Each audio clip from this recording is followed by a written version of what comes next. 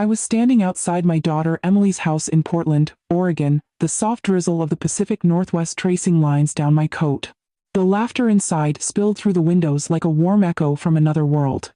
Balloons bobbed gently on the porch rail, a banner stretched across the doorway. Happy birthday, Emily. I had traveled nearly 1,000 miles to be here, a small gift tucked under my arm, my heart heavier than it should have been. But when I knocked, her voice came through the door, hesitant, almost apologetic. Dad. I think it's better if you wait outside. We're taking pictures. You'll ruin the aesthetic. I remember standing there in silence, the kind of silence that doesn't just fill your ears, but seeps into your bones. Behind the curtains, faces moved, laughter rose, the sound of camera shutters clicking. And in that strange moment, something within me began to shift, a quiet unraveling. It wasn't anger, not even sadness exactly. It was the deep recognition that the play of life was continuing without me, that I was both actor and audience, suddenly aware of the script. I leaned against the wooden railing, watching a few children run by on the sidewalk, their bright jackets streaks of color in the gray afternoon. I could almost hear the city breathing, the hum of cars, the rhythm of footsteps, the faint melody of a busker's guitar down the street. And in that simple awareness, the edges of everything began to soften. It was as if the world itself was whispering, "Look closely." I looked through the window and saw Emily's face lit by the flash of the camera. She looked radiant, alive, and somehow distant, like a memory I could touch but not hold. For a fleeting second, I saw not my daughter, but a soul caught in a beautiful illusion, the way we all are rehearsing smiles, arranging moments, seeking perfection in pictures while missing the living breath behind them. And I realized then, with a stillness that felt like truth, that this moment wasn't about being excluded, it was about being awakened. The sting of rejection turned into clarity. How often do we stand outside the door of our own lives, trying to be included in a world that is merely a reflection of our expectations? I walked away from that porch and toward the small park at the end of the street. The rain had stopped, leaving everything glistening, the leaves, the pavement, even the air. The city lights shimmered in the puddles like constellations, trying to remember their place in the sky. I sat on a bench, placed the small wrapped gift beside me, and simply breathed. In that breath, I began to feel the faint outline of something vast, the awareness behind the story, the stillness behind the noise. It felt as though I was waking up from a dream that had lasted a lifetime. All the roles I had played, father, teacher, husband, thinker, fell away like costumes dropped at the edge of a stage. What remained was something simple, pure, unnameable. The realization wasn't comforting at first. Awakening never is. It strips away everything familiar, leaving you both liberated and alone. But in that solitude, I found a quiet joy, a peace that didn't depend on being seen or accepted. I began to understand that life itself is a grand performance, not in mockery, but in play. Every heartbreak, every laughter, every mundane detail is part of a magnificent improvisation, and the only real mistake is to forget that you are part of it. As I sat there, the river nearby murmured softly, carrying reflections of the city lights downstream. I thought of Emily again, of her innocence, her desire for everything to look perfect. I loved her for it, because I too had once wanted life to be flawless, unaware that its beauty lies in its imperfection. You see, awakening often begins in the small cracks, a word, a glance, a quiet refusal at the door. It begins when you stop trying to fix the dream, and start to notice that you are dreaming. It's not a thunderclap of enlightenment, but the slow, tender recognition that everything you've been searching for was never outside you. That night, as I walked back through the quiet streets, I passed a coffee shop still open, warm light spilling onto the wet pavement. I went inside, ordered a cup of tea, and sat by the window. The barista, a young man with a gentle smile, handed me the cup and said, "You okay out there, sir?" I smiled back and said, "More than okay. Just watching the play."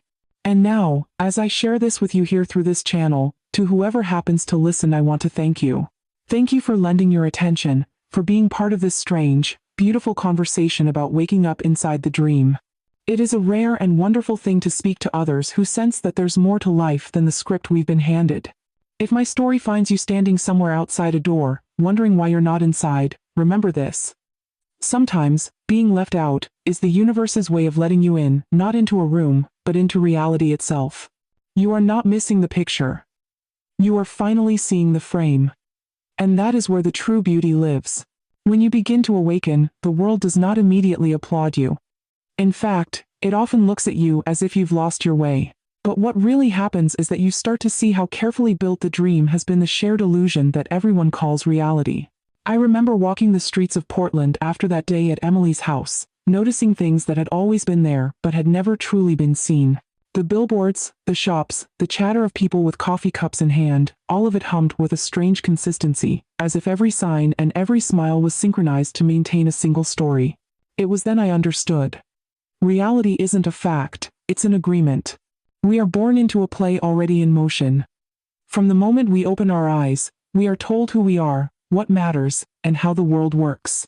The illusion isn't malicious, it's just the only way the actors know how to keep the story coherent.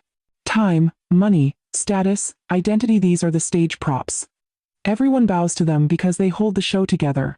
Yet behind them is the quiet, formless truth that none of these things are real in the way we imagine. They are patterns, woven from collective belief, fragile as mist and yet powerful enough to make people live and die by them. You see, the human mind does not crave truth, it craves certainty. The idea that everything might be fluid, undefined, or unknowable frightens us. So, we trade mystery for measurement, wonder for order, and aliveness for safety. We wear names and titles as armor against the infinite. We chase clocks and currencies, convinced they measure our worth. And the tragedy, or perhaps the divine comedy, is that we know, somewhere deep down, that none of it will last. Yet we keep pretending, because pretending is comfortable. I remember once teaching a group of students in San Francisco years ago, before all this. They were bright, curious minds, yet so earnest in their search for meaning. One young man asked me, "How do I find my purpose?" And I smiled because I knew that the question itself was the trap. The world had taught him that life must be about something, that his being alive wasn't enough without a direction, a label, a goal. But existence doesn't move like that. The river doesn't flow to arrive, it flows because that is its nature. Life, too, has no destination, it is the music itself, not the march. When you look closely, you begin to see how deeply society rewards belief over awareness. The school praises memorization, not curiosity. The workplace values efficiency, not understanding. The media sells fear disguised as information, repetition masquerading as truth. It isn't a conspiracy, it's conditioning, a collective hypnosis that keeps the dance going. And the dance can be beautiful, yes, but only if you know that you're dancing. When you forget, it becomes suffering. In those first weeks of seeing through it all, I found myself caught between two worlds, the familiar dream of society and the raw light of awareness that dissolves its boundaries. I would stand at a crosswalk, surrounded by people staring at their phones, and feel as though I was watching an ocean of sleepwalkers, each dreaming their own small dream within the larger one. And yet, I was no different. My own habits, my worries, my longing for belonging, they were still threads in the same tapestry. The difference was, I could see the weave now. That seeing is both beautiful and dangerous. Once you recognize the illusion, you begin to question everything. You see how history itself is a story told by those who needed the story to be true. You see how the value of paper, the authority of governments, even the notion of tomorrow, are all agreements written in collective ink.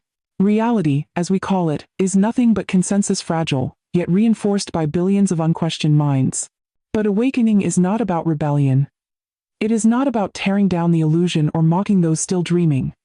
It is about compassion, the kind that understands why the dream exists in the first place.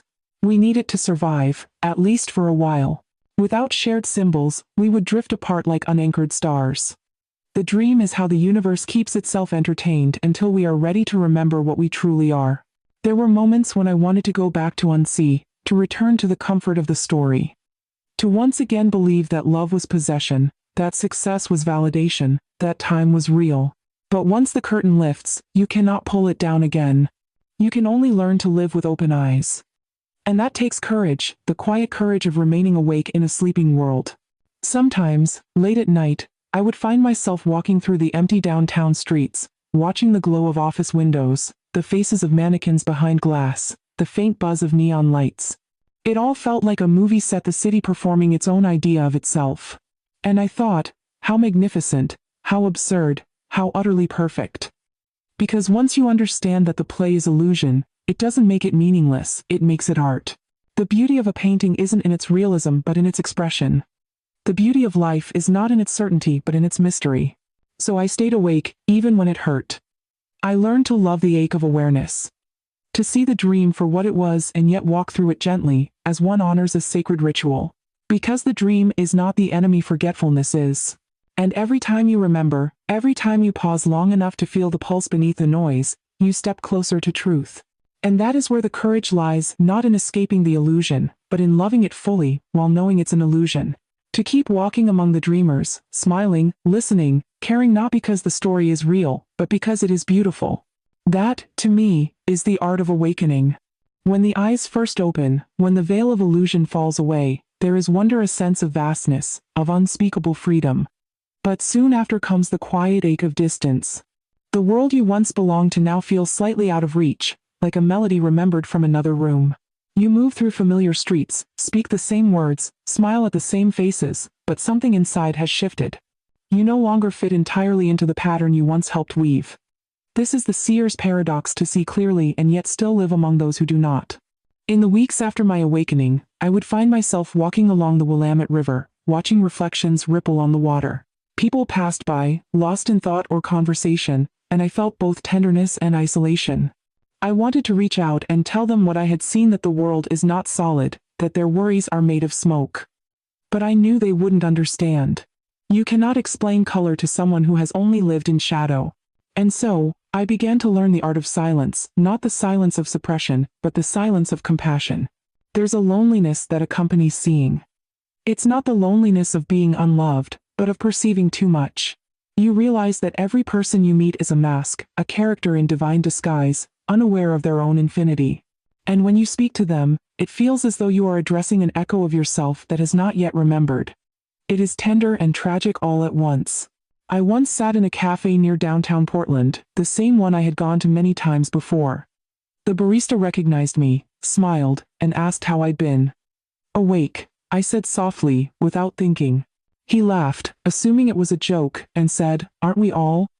I smiled too. But inside, I knew most people are not awake, they are dreaming of being awake. That moment stayed with me.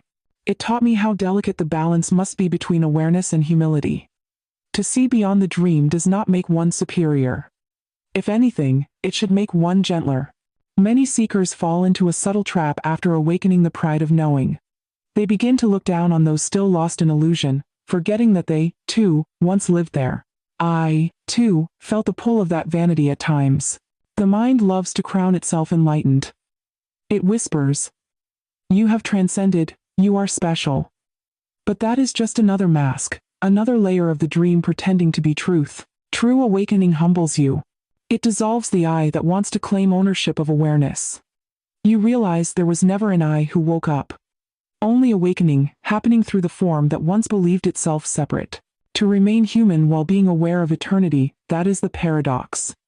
You feel the vastness of being, yet still stub your toe on the corner of the table. You see through the illusion of self, yet still ache when someone you love turns away. The waves of emotion do not vanish, they become transparent, shimmering with light.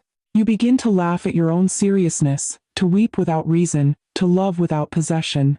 It was around this time that I met an old man in a park, sitting quietly with a loaf of bread beside him. He was feeding the pigeons, breaking off small pieces, smiling as they gathered near. I sat down a few feet away, and after a while he turned to me and said, "They don't know who I am, but they trust me anyway." Maybe that's what love is, feeding the world without needing to be known. His words struck something deep within me. That, I thought, is what awakening must become, not an escape from humanity, but an embrace of it, without demand. You learn to walk softly. You listen more than you speak. You laugh more easily, not because life has become easier, but because you see how temporary every storm truly is. The small annoyances, the daily dramas, they lose their weight.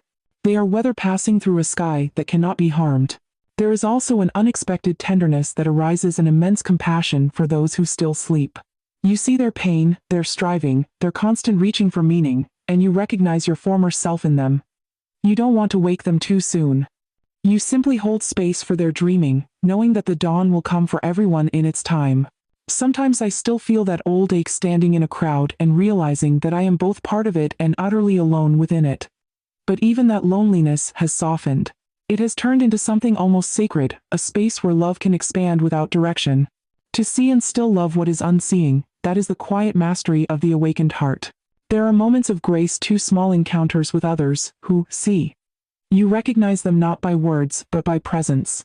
A stillness in the eyes, a gentleness in the way they move. It is like two waves, recognizing they belong to the same ocean. There is no need for discussion, no proof, no doctrine. Just a simple nod of knowing. In the end, the awakening becomes play again, a divine comedy. You start to laugh at the seriousness with which you once approached truth. You find beauty in illusion itself, knowing it is part of the whole. You enjoy the dance while remembering that it is a dance. You speak, you eat, you walk, you breathe, but now each act is sacred, not because it is special, but because it is ordinary. Awareness ceases to be a burden. It becomes light, effortless, playful. You realize that seeing is not about separation but participation, to be fully here, yet not entangled. You begin to love the dream, not as truth, but as art. And when you do, something miraculous happens. The distance between you and the world disappears. You and the illusion are one. You and the dreamers are one. The seer and the seen dissolve into the same luminous presence. That, I believe, is the final joke of awakening, that there was never anyone to awaken, never a world to escape, never a truth to reach. Only this infinite moment, pretending to be many. And in that understanding, the loneliness fades into laughter, the laughter into love, and the love into silence. In time, the longing to escape the illusion fades, and what remains is a quiet acceptance, a return to life, but not as it was before. The mind still names things, the body still moves through the rhythm of days, but something deeper breathes through it all. You begin to see that awakening was never about leaving the world, it was about seeing the world as it truly is, shimmering, transient, miraculous. The illusion does not vanish, it becomes transparent, like sunlight through a thin veil. You no longer resist it, because you understand that even the veil is part of the divine fabric. I found myself drawn again to the ordinary. The morning rituals that once seemed dull, making tea, folding clothes, feeding the stray cat that wandered to my porch, became sacred gestures. Every act was an expression of awareness itself. To live consciously is to turn the mundane into meditation. You do not escape life, you inhabit it fully. Even washing a cup becomes a kind of prayer when done without hurry, without self. One evening, I visited Emily again. The air was cool, scented with cedar and rain. She greeted me with a hesitant smile, unsure if the wound between us had healed. I looked at her, really looked, and saw not the image of a daughter who had hurt me, but a being wrapped in the beauty and confusion of her own becoming. We spoke quietly, about nothing in particular, the garden, her work, the neighbors. Yet beneath the small talk, there was peace. The past had dissolved. I realized then that forgiveness is not an act of will, it is the natural fragrance that arises when understanding blooms. Living awake means you no longer demand that life fit your expectations. You see its wild perfection, even in its disorder. The broken, the unfulfilled, the incomplete, all are notes in the music of being. You stop searching for meaning and begin to live it. You see that awareness expresses itself, not only in silence, but in laughter, in mistakes, in the way two people misunderstand each other, and then learn to love anyway. In the months that followed, I began to feel a different kind of belonging, not the belonging of possession, but of participation.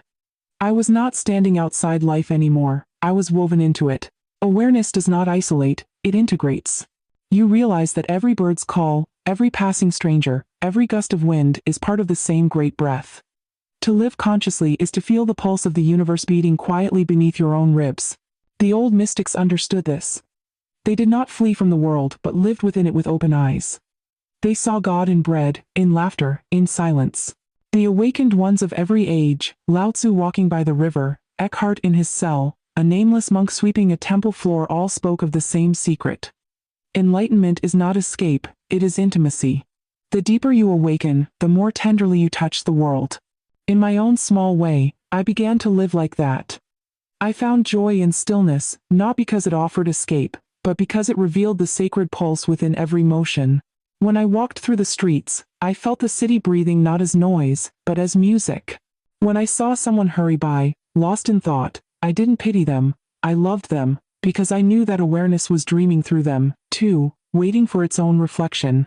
Awakening, when it ripens, turns from revelation into embodiment. It stops being something you talk about and becomes something you are. You no longer preach, you live quietly, like a candle that doesn't announce its light yet illumines everything nearby. You stop trying to wake others, because you see that they already are just dreaming at different depths. Sometimes, I sit by the river again, watching the sunset spill its colors over the water. I think of all the striving, all the years of seeking, and I smile. There was never anywhere to go. Every step, every heartbreak, every question was the path. Even the confusion was part of the awakening. You learn that truth doesn't belong to you, it breathes through you, moves through you, dances as you. You are not the one who sees. You are seeing itself. And so, the return is gentle. You re-enter the play, but this time, you know it's a play. You laugh at the roles you once took so seriously, the parent, the teacher, the seeker. You perform them still, but with lightness, with love. You know the mask and the face are not enemies. You bow to the illusion, knowing it is made of the same essence as the truth. This is what it means to be free, not to escape form, but to move within it effortlessly. To feel the sorrow and the joy, to let them pass through you like wind through open windows. To see each moment as sacred, even when it's messy, even when it hurts. Because life, when seen clearly, is not something to be understood, it is something to be adored. Before I finish, I want to say something to those listening to you who find yourself somewhere between dreaming and waking.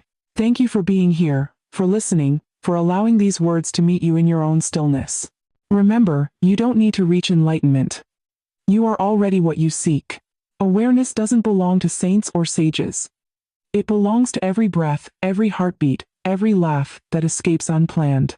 So, live awake, but live gently. Laugh often. Forgive easily. Love the dream as part of the truth. Because in the end, awakening is not an exit, it's a homecoming. You realize that the world you once tried to escape was never outside you. It was your own reflection, shimmering in the mirror of consciousness. And now, when I look at Emily's pictures, the ones she didn't want me in, I smile. I see her joy, her innocence, her unknowing, and I whisper softly, that's perfect too. And somewhere, in the space between the laughter and the silence, I feel the whole universe nodding in agreement. There comes a moment, after all the searching, after all the breaking open, when you finally stop trying to hold on to enlightenment as if it were a prize. You realize that awakening was never meant to be an escape hatch from human life. It was meant to deepen it. You still wake up to the sound of traffic, still forget where you placed your keys, still feel the old ache of memory when someone you love drifts away. Yet everything carries a subtle radiance, a quiet knowing that none of it is separate from what you are. Awareness has moved from the mind to the marrow, not an idea anymore, but a way of breathing. In this stillness, I began to notice something simple but profound. Everything I once tried to resist was, in fact, teaching me how to love. The arguments, the disappointments, the people who misunderstood me, they were all gentle masters disguised as circumstance. Every hurt was an initiation into deeper seeing. The universe, I've come to understand, doesn't speak in words, it speaks through experience. And every experience, no matter how painful, is a verse in the great poem of awakening. I remember sitting one afternoon in that same cafe in Portland, watching the rain dance against the window. A young couple nearby was arguing softly, their voices full of tension and tenderness, two souls trying to be understood. And instead of turning away, I listened. Not to take sides, not to analyze, but simply to witness the human theater unfolding. It was so heartbreakingly beautiful. Every tone, every glance, every silence between their words shimmered with the same divine energy that moves the tides and stars. I thought, this too is sacred. Even this. The more you awaken, the more ordinary life becomes extraordinary. You stop seeking spiritual experiences because you realize there's no such thing as an unspiritual one. The divine hides in the simplest gestures, the way light spills over a kitchen counter, the laughter of strangers at a crosswalk, the warmth of a friend's voice on a tired evening. These are not interruptions of awakening, they are its pulse. You no longer chase after transcendence because you've seen that transcendence is woven into everything. There's a tenderness that grows out of this understanding, a soft, unguarded love for everything and everyone. You stop needing people to change, to believe as you do, to see what you see. You love them precisely as they are, asleep or awake, kind or cruel, whole or broken. You see the divine performing every role, the beggar, the lover, the skeptic, the saint. There is no hierarchy anymore. The universe plays all its characters with equal devotion.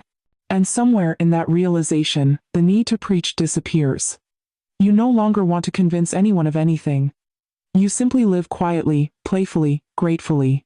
You help where you can, laugh when it rises, weep when it must.